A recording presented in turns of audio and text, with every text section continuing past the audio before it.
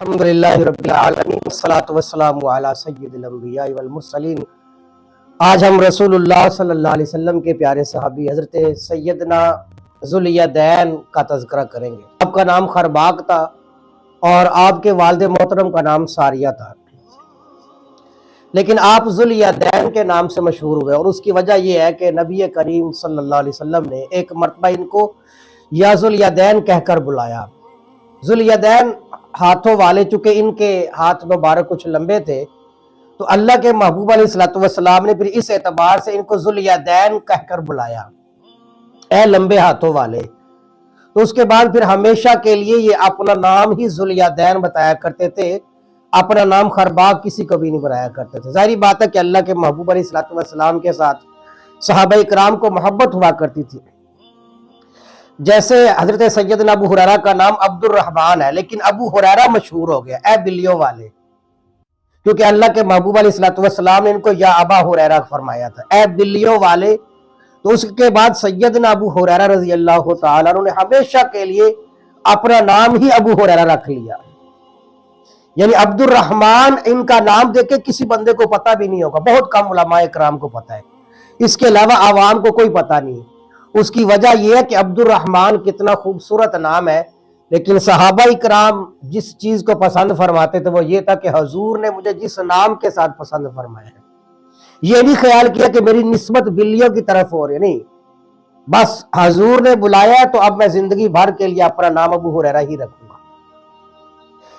اسی طرح یہ ان صحابی کا نام بھی خرباق تھا بن ساریہ رضی اللہ تعالیٰ، لیکن اللہ کے محبوب علیہ السلام نے ان کو ذوالیدین کہہ کر بلایا تو پھر ہمیشہ کے لیے ذوالیدین بن گئے، اور انہوں نے اپنا نام ہی ذوالیدین، جو کوئی پوچھتا تھا تو اپنا نام ذوالیدین بتایا کرتے تھے، حضور کے ساتھ محبت کی وجہ سے، آپ کے ساتھ نسبت کی وجہ سے۔ یہ کل قبیلہ بنی سلیم کے ساتھ ان کا تعلق تھا، اور یہ حجازی بھی ہے، اور اللہ تعالیٰ نے ان کو بڑی لمبی زندگی عطا فرمائی ہے۔ تو یہاں سے میں بات وہ وضاحت کرنا چاہتا ہوں کہ بعض حضرات نے ذوالشمالین انہی کو کہا ہے، کہ ذوالشمالین سے مراد اور ذوالیدین سے مراد ایک ہی ہے، لیکن صحیح بات یہ ہے کہ وہ اور صحابی، وہ تو غزوہ بدر کے اندر شہید ہوئے ہیں، اور ذوالیدین کو اللہ تبارک و تعالیٰ نے لمبی زندگی عطا فرمائی ہے، لہذا یہ کہنا کہ ذوالیدین ہی ذوالشمالین ہے تو یہ ایک غلط فہمی ہے جو کتابوں کے اندر بھی منتقل ہوتی آ رہی ہے۔ اس لیے کہ ان کا جو سب سے واقعہ جو مشہور ہے وہ یہ مشہور واقعہ جو احادیث مبارکہ کے اندر ملتا ہے کہ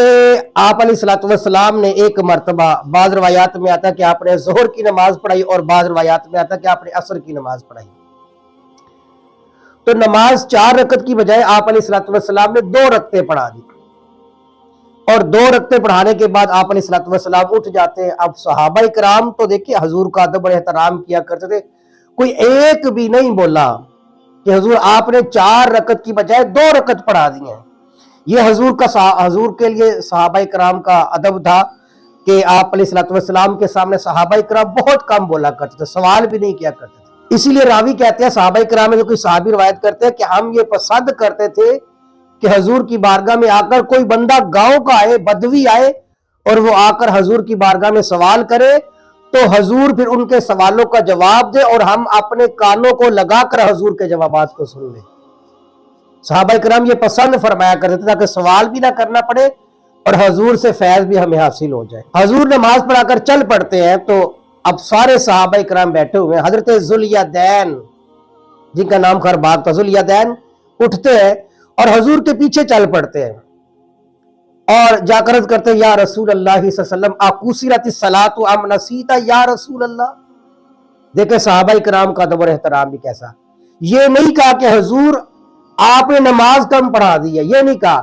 بلکہ یہ کہا کہ حضور کیا نماز کم ہوگی ہے یا آپ بھول گئے، اللہ پاک نے آپ کو بلا دیا ہے۔ تو حضور نے فرمایا کہ ذوالیدین نہ تو نماز کم ہوئی ہے اور نہ میں بھولا ہوں۔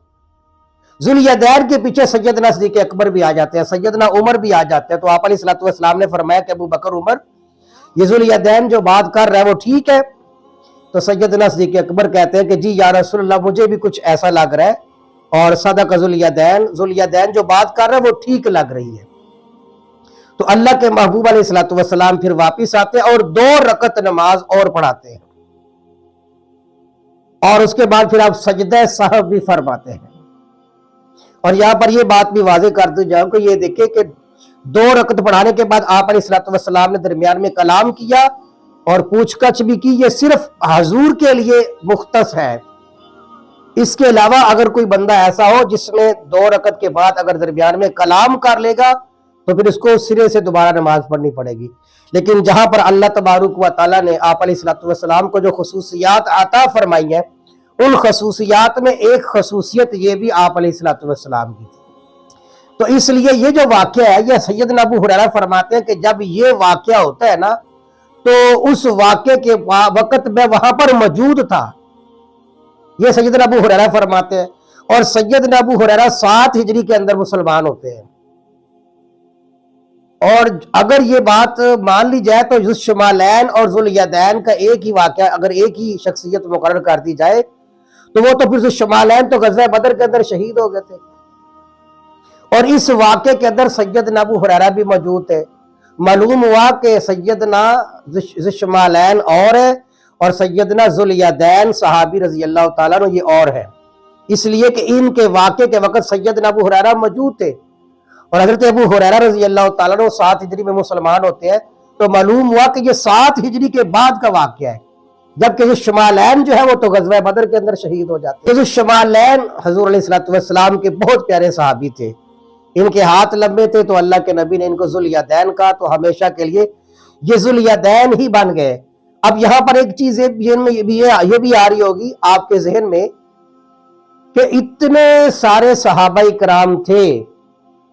لیکن ان میں کسی نے بھی کلام نہیں کیا سوائے سیدنا ذوالیدین کے۔ میں نے عرض کرتا ہوں کہ آپ علیہ الصلوۃ والسلام کے سامنے صحابہ کرام سوال نہیں کیا کرتے تھے۔ آپ دیکھیں کہ جب آپ نے حجۃ الوداع کے موقع پر آپ نے فرمایا صحابہ کرام 1.25 لاکھ کے قریب صحابہ کرام کا مجمع حضور کے پاس کھڑا ہوا ہے، اور حضور صحابہ کرام سے پوچھ رہے ہیں کہ یہ کون سا مہینہ ہے۔ صحابہ کرام خاموش ہے، کسی صحابی نے نہیں کہا کہ حضور میں بتاتا ہوں یہ ذی الحج کا مہینہ ہے، چونکہ سارے لوگوں کو پتا تھا حج کا مہینہ ہے، حج ادا ہو رہا ہے تو حج کا مہینہ ہوگا۔ آپ علیہ السلام نے فرمایا کہ یہ کون سا دن ہے، کسی صحابی نے کوئی جواب نہیں دیا، پتا بھی تھا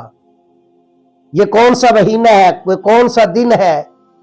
یہ آپ علیہ الصلوۃ والسلام نے پوچھا۔ تو صحابہ کرام اتنا ادب کرتے تھے کہ شاید حضور اس مہینے کا نام بدلنا چاہتے ہیں تو بس جو حضور بدل دیں گے ہم بھی وہی نام لینا شروع کر دیں گے۔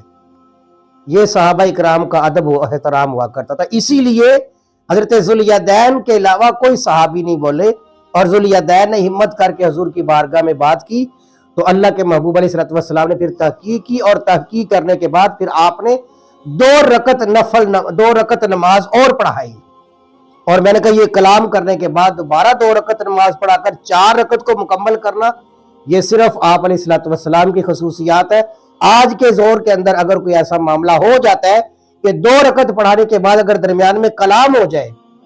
تو پھر 2 رکعت کے بعد 2 رکعت نہیں بلکہ مکمل نماز دوبارہ پڑھنی پڑے گی۔